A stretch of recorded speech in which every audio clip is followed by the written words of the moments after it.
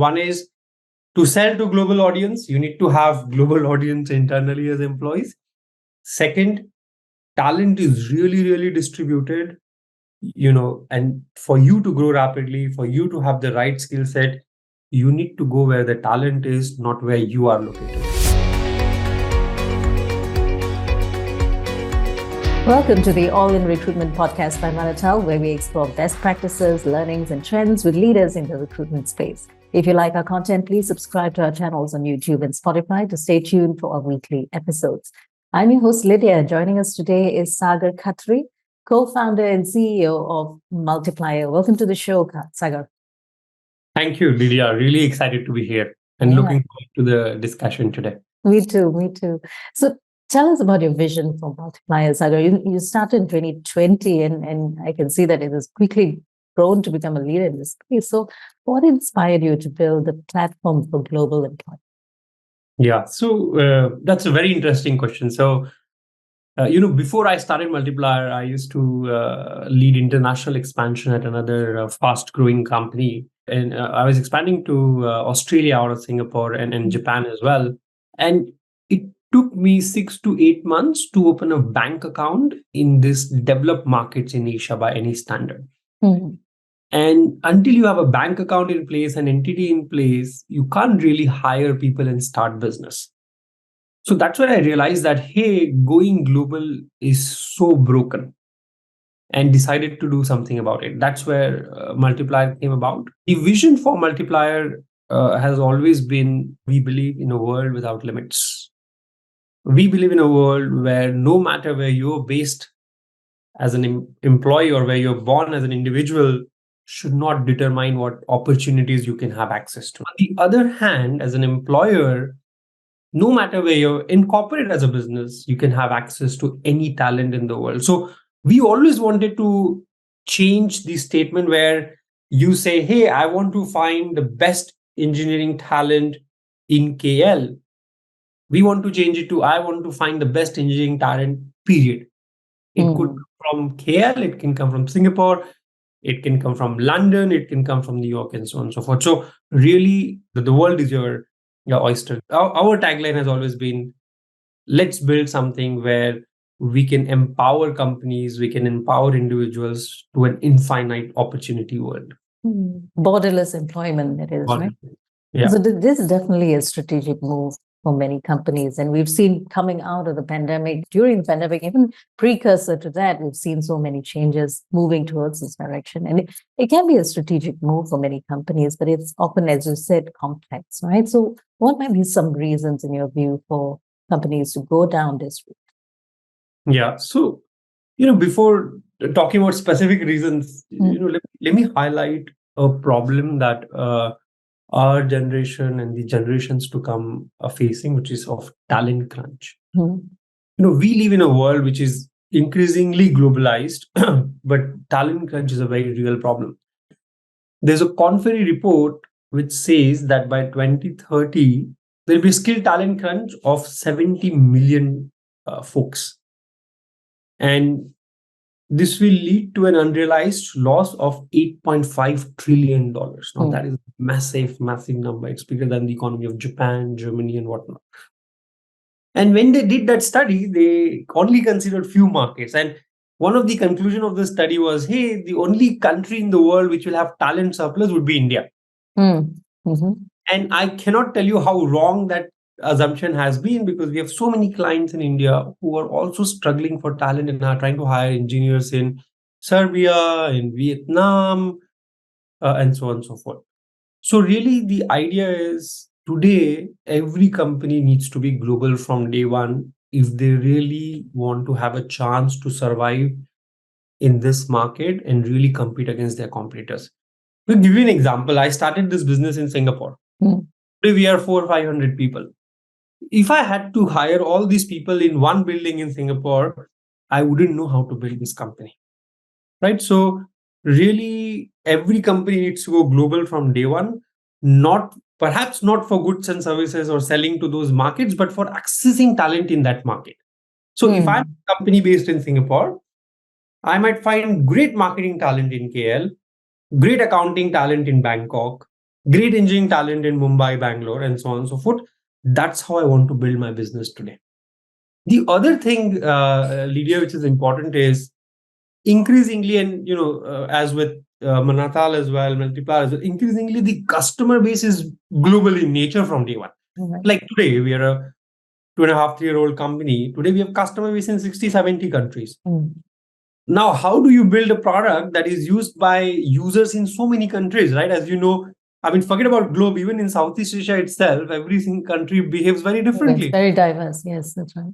So, how do you build a product which is so easily adopted by companies across the globe? That's where this idea of having talent from different countries, having perspectives, having the right diversity becomes very, very important. So two specific points. One is to sell to global audience, you need to have global audience internally as employees.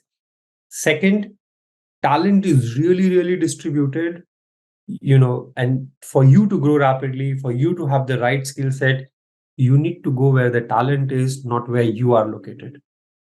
How does the technology help you with accessing this kind of talent? I mean, we'll go into the technicalities, but in a nutshell, how does it help you reach this talent? Where do you know? How does it know where to go? That's a good question, Lydia. So two parts to it, right? One is traditionally to have always access talent in a country, you needed to have a legal entity in that country. Let's say I'm a Singapore business. I want to hire somebody in KL, Malaysia. I need to go and open an entity in KL. Then I need to have a bank account. Then I need to put in paid up capital. Then I need to register with the authorities. Then I need to have a COPSEC. Then I need to hire a HR person, payroll person, HR software, legal person to draft employment contracts.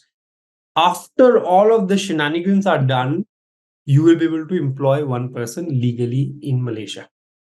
That's how traditionally hiring has worked. We wanted to change that. We said, how can we use technology and infrastructure in today's world to now enable companies to employ anyone, anywhere in 3 clicks and 1 minute? So this is what we have done. We've said, let us set up this infrastructure across the globe. So we have set up entities across the globe. We have set up bank accounts in more than 100 countries. We've set up capabilities to run payroll, insurance, provident fund, taxes, employment agreement, leave expense, you name it, in all these countries. On top of that infrastructure, we have placed a beautiful product where now you just go and click. Once you find the talent, you put in your details around what is the salary level of talent, their names, their demographic details, and whatnot. And in 3 clicks, you will have a beautifully generated employment agreement that you can sign and their payroll can start. Eliminated all these costs, eliminated all this time that it used to take to start the business, which is, as I shared before, was one of the reasons that I started this business. So that has always been something that we've been excited about, how to enable companies to go global, to hire in international markets without hassle, in 3 clicks and a minute. That's 8 months moving to 3 clicks in 1 minute, right? And that's a huge, huge achievement right there. And, in terms of its impact on recruitment, I understand from what you said that recruitment is separate in this instance, right? Well, what might be the impact of this technology on recruitment practice? Yeah. So this is a very interesting question, Lydia. And I think to get context on the impact of this on recruitment, it's important to understand the history of recruitment and how it has evolved. Go back 10 years, think that there was no LinkedIn. How did people recruit? They had to put job ads in newspapers, right? That was one of the prevalent ways of hiring people. There were some job advertisement websites and whatnot. And go back 20 years, the concept of talent acquisition teams did not exist. All these enterprise companies always relied on recruitment companies to hire people. So from there, in 10, 15, 20 years, we have made so much progress where today we live in a world where we have LinkedIn, we can get access to any talent in the world. We have, from small to big enterprises, they have something called talent acquisition teams internally, right? So how has recruitment changed? Recruitment has become a lot easier. it has become global, and it has largely been internalized and done inside the company. So what has been the impact of that? Essentially, the that's where the opportunities for companies like Multiplier started to exist, where now when I'm sitting in KL, for example, I find this amazing CV on my table. This person reached out to me on LinkedIn. He happens to be in Serbia. I keep saying Serbia because we have a big engineering team in Serbia, and I recommend all viewers or listeners rather to check out Eastern European countries for tech talent. They have beautiful tech talent there. Now, somehow, going back to the story, you get that CV and you really like the person. You shouldn't be faced with the problem, hey, but he's in or she is in Serbia. Do I need to bring them over to KL? That's the problem that we intend to solve. And the problem arose because companies like Zoom came into existence, what we call remote working tools, companies like LinkedIn came into existence, talent acquisition teams phenomena became a phenomena, and so on and so forth. And there are plenty of specific challenges that organizations face, right? When it comes to hiring international talent, it can be costly. It can be, obviously it's very complex as well. So are there any specific challenges that organizations face when they hire talent globally, especially today? So you are absolutely right.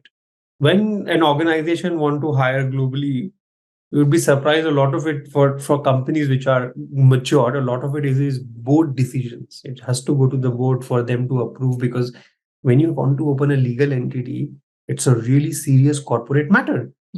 So back in the day, before we tried to solve this problem, expanding globally or hiring talent internationally was complex, costly, clunky, and risky. Right? Why is it costly? Because you have to go put in entity, put in paid up capital, you have to do COPSEC, audit, law, employment contracts. It was really $100, $200, $300,000. In some countries, the paid up capital itself is $500,000 US. Then it took time. I told you it took 8 months in Australia and Japan. They are the biggest economies in our part of the world, the most developed ones. Then think about countries which are about to emerge and more emerging economies. Then it's risky. It's a compliance business. Yes. You can't go wrong. Why you file one document less and you get fined. And compliance is not just about monetary. It's about keeping your record clean and complying with the local authorities, because tomorrow, if you want to do businesses with global customers, they want to check that you're fully compliant as an organization. And it's risky. Actually, you'll be surprised. A lot of companies required being educated. Sometimes companies in Singapore would say, hey, I have this accountant in KL, now let me just send salary right away. But that is almost money laundering, So we had to educate people that, hey, yes, you're a small business and you're not getting caught, but this has real tax implications for you as well as the company. You cannot just anyhow send money from Singapore to KL. You need to either have a local entity there and employment contracts, or you have to go through companies like Multiplier. We see ourselves as a global compliance and payments partner with multinational companies, so that our brand promises we will make sure you're compliant. And then, as you said, it involves education, right? How do you go about it? Is there active education that's ongoing for the customers, or does the platform enable them to understand these risks that are involved? Yeah, so there's no straight answer to that. That is our battle to fight as a company, and we've been doing doing this podcast is also a way of solving that, in a manner of speaking, right? So few things. One is some enterprise segment have always known about this kind of solution, but although COVID did a lot of harm to individuals, but one thing that it has done is it has brought the topic of global and remote work forward. And then when people were faced with that problem, they had to find a solution. They had to educate themselves. So some of that market awareness happened during COVID period, and that has really helped the business. The other point, because during the COVID, what happened is somebody says, hey, I cannot be locked down in Singapore. I'm going back to Vietnam. And the company is saying, oh, we don't know how to pay in Vietnam. So they had to find a solution, and so on and so forth, right? So, and a lot of, when they were hiring in India from Singapore, the Singapore didn't allow people to come in at that point in time. So they had to hire them in Singapore, and so on and so forth. Western markets as well, right? A lot of markets were closed during COVID. So that is something that has really helped. The other thing that is really helping is this talent crunch phenomena coupled with closing borders. You know, if you think about the world today, it is more divided, it is more closed than it used to be, right? We are entering a geopolitical era where we have a clash of superpowers, companies. In Singapore, we say Singaporeans first. In US, we say, America first and whatnot, right? So the nationalism is on rise, and what is happening is because of that, the mobility has severely reduced. Now, talk about Singapore, Lydia. So in Singapore, we require 100,000 software developers, but the universities there only produce 2-3,000. And you can practically not import rest of 97,000 annually, right? So, and they don't want to, right? Because, and obviously for the right reasons, they want to give the jobs to the locals. It's an expensive country to live in. So that's the idea. This is where we come in. And this is, Singapore is a small country. I'm saying if you go to US, you magnify. You go to California, it's a $3-4 trillion economy. The problem is even more magnified. So that's the idea, where talent crunch coupled with closing borders is also a trend for that is helping. The third trend that is really helping this cost, Lydia, is the rise of gig economy. We live in a world where the idea of me being tied to a job and going to office 5 days a week is becoming foreign to a bigger segment, especially as the Gen Z and millennials are forming a part of majority of workforce. The new age folks who graduated almost roughly around the COVID time, they don't understand this concept. So as and when they become a majority in the workforce, with the rise of gig economy, folks wanting to do different jobs at the same time, folks wanting to work for different countries at the same time, and doing something that they really enjoy doing rather than tied to a particular job, has also been one phenomenon. And companies have no choice but to work with these folks because they have the right skill set to help. The skills, and tech talent becomes even more niche as we go along, right? And more very specific skills that are needed in tech, and you can't find them everywhere. Absolutely. We also talked about the 3 clicks and 1 minute, right? Going further into it, right? So how does the platform work to simplify that process? And this is a bit more technical, and what the steps and what the process might be like. Yeah. So as previously shared, that we have built the network of entities, bank accounts and whatnot in every country. And on top of that, we've built this platform. Once the master service agreement is signed, the customer has access to the platform. They come and they basically have to find a talent first. So let's say a Singapore company found somebody in KL that they want to onboard. They can go to the platform, they can click on hire and onboard, and say the first screen would show you, put in the details of this candidate. So this is the so-and-so is the name, their details, when are they joining, what are their job responsibilities. Then you go to the next screen, you have, that is a remuneration screen. You put their salaries. And the platform is so plugged in that it will give you gross to net calculations for both employer and employee right away. And you can add their joining bonus and probation period and whatnot. Then you go to the next screen, it gives you the option to select the health insurance for them and their family. So you have multiple options to choose from depending on the seniority or whatever your company policies are. And the last screen is very simple, where you can add their notice periods, your non-compete and whatnot in a plug and play manner. Once that is done, an employment contract will be generated, which you just customized, and it's global and it's bilingual wherever it's required in a country like Indonesia. And you just sign, and that's it. You're employed in that company, and the payroll gets started from whatever date you've entered in the employment agreement. And that is, it's a clear game changer, isn't it? The technology, it's moving, it's so simplified that it just makes it so much easier that for any company that would want to quickly hire somebody who's abroad and not so accessible physically. So do you have any significant success stories you might like to share, especially impact on business?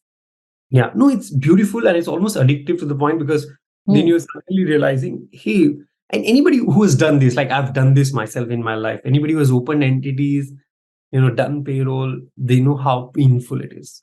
how error prone it is. And, Mm. it's almost like it creates anxiety in you. Like, are you doing the right thing? Like, imagine so many entities have been done globally, but every single time a new person does it, they still have so much anxiety because they don't know if they're doing it in the right manner, or if they even need to do it. So we're very happy to help those scenarios because I've gone through that myself. Mm. Case studies, we've worked with customers 60, 70 countries, maybe just a couple of case studies in Singapore. Mm. We work with the Singapore's leading new banking platform, Mhm.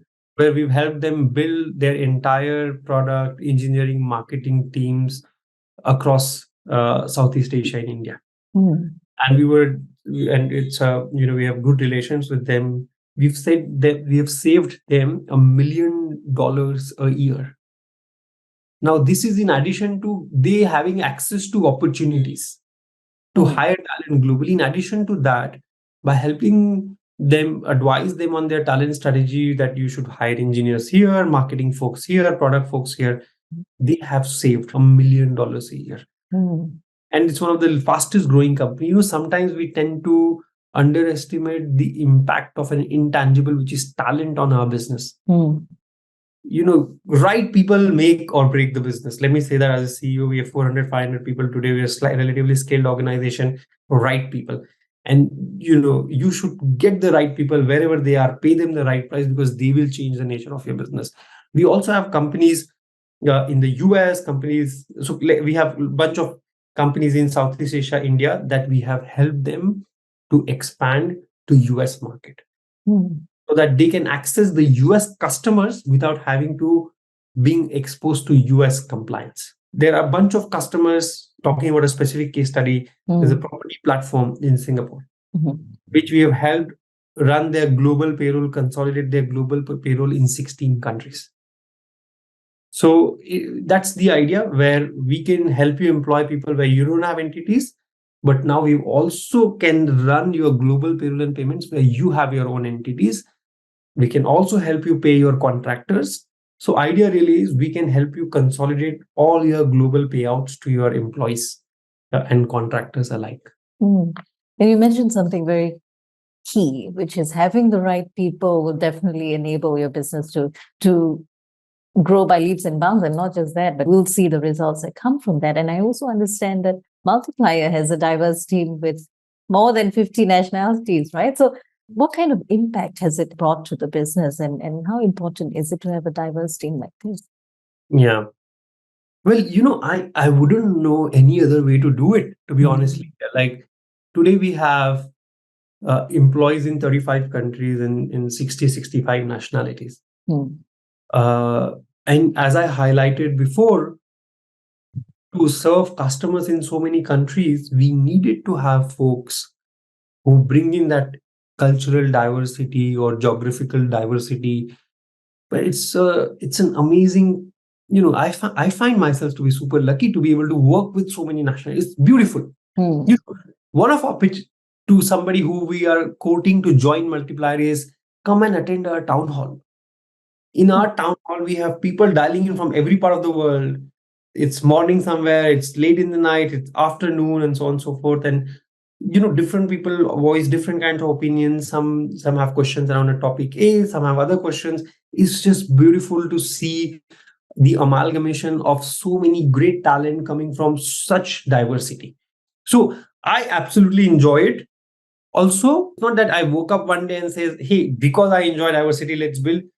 It's also super important for our business to be successful that the team is equally diverse. Like we have a very healthy female ratio in our leadership team, and it's very, very important because most of our buyers are HR folks, and a lot of them are also female leaders. And if you don't have those opinions in your boardroom, how do you plan to sell a product to them? So it's it's again, it has worked out that way, but I'm so glad it has worked out that way, and I really enjoy it so much. And this diverse nationalities, I mean, nationalities being one, right? But diversity extends to so many different aspects, even intergenerational as well. So do you have more younger folks interested in joining, or is there an even spread? We have very, very senior leaders who have 20, 30, 40 years of experience, who will give advisors who have even more senior. We also have a lot of young folks who have just graduated a couple of years back. So we have, quite a bit of spread there. But we love to work with folks. So our values of company are trust, transparency, and thoroughness. And the first value really guides us on what we do with talent, which is trust. We love to hire people who have done this before, who will come here and do it in the shortest possible time without any guidance. We love to give full autonomy. That's where we say, hey, no, you've done selling for a couple of years, come sell for us. You've done product for 1 year, come do product with us. You've done ops for 15 years, come do ops for us. So really, that's the mindset that we have when we think about hiring at Multiplier. And speaking of, you talked a little bit about the future of work and the talent crunch that's coming in 2030 based on that research from Korn Ferry. That's not very far off, really. So what trends do you see in the future for HR and talent acquisition with technology playing such a key role in this industry? I mean, not just technology, you've got AI as well. No, absolutely. I think one is teams will be global. And that I'm fully convinced that the future of work is global and distributed. For you to grow faster, the war for talent will even further, and we'll need to hire people where they are in countries like Vietnam, Ukraine, Brazil, and all of those, right? Serbia. So, yeah, Serbia. The second aspect that I firmly believe in is the concept of being tied to an office from 9 to 6 is going away. There will be a concept which is work-life integration. There's to be a concept called work-life balance, which I also think is shading away because there's work-life integration. Like, I may start work at 6 a.m., but from 2 to 4 p.m., I might choose to be in the gym. And that's all right. Or I might go and pick my kids up from 2 to 4 p.m. So that's the idea of work-life integration. A lot of work moving to mobile, a lot of work, folks being able to, with Zoom, Slack, Atlassian, people being able to work remotely. It will enable folks to do the work in an async manner. So third is rise of async work, which is async work as we call it, which is the idea is I will work on my own time and I will document it so beautifully so that when you wake up, you can read it. So number of meetings that you will do in a sync manner will reduce. The urge to pick up the phone and call somebody will reduce. So you will do your work, you will use voice notes, Loom videos, and so on and so forth, so that you can transfer the knowledge and somebody picks it up.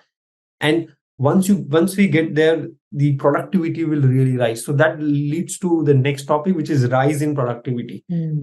And we can cover the AI topic here as well. With these tools, and AI also being a tool, people are generally scared. A lot of people are scared about AI I don't believe in that. I think folks with power of AI will be better placed than folks who are not ready to accept AI. And AI is just gonna, in fact, every engineer at Multiplier today uses AI to increase their productivity. Has it replaced any engineers in the firm? I don't think so. But has it increased the productivity of everybody who works with Multiplier? Absolutely, in the engineering and product team.